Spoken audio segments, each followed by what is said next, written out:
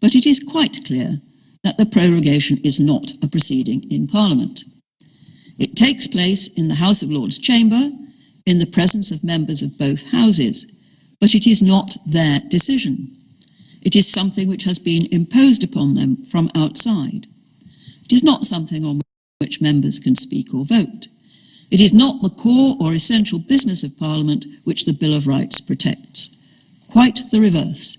It brings that core or essential business to an end. This court has already concluded that the Prime Minister's advice to Her Majesty was unlawful, void, and of no effect. This means that the order in council to which it led was also unlawful, void, and of no effect, and should be quashed. This means that when the Royal Commissioners walked into the House of Lords, it was as if they had walked in with a blank sheet of paper. The prorogation was also void and of no effect. Parliament has not been prorogued. This is the unanimous judgment of all 11 justices.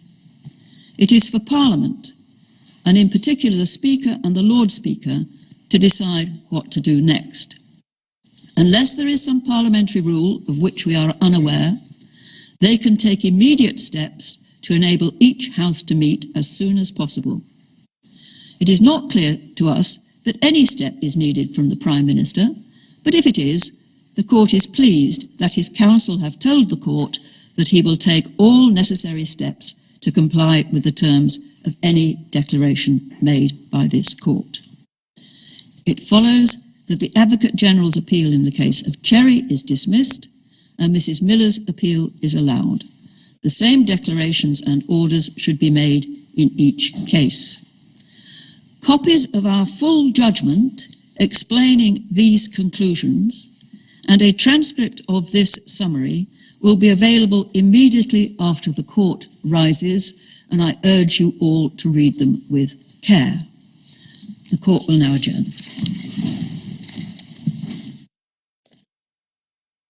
UK Supreme Court bringing you that dramatic news that the decision by Boris Johnson to suspend Parliament was unlawful because it stopped Parliament doing its job.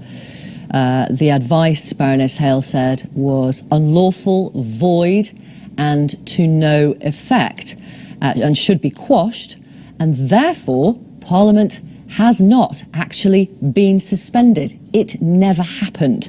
And the Speaker will decide what happens next.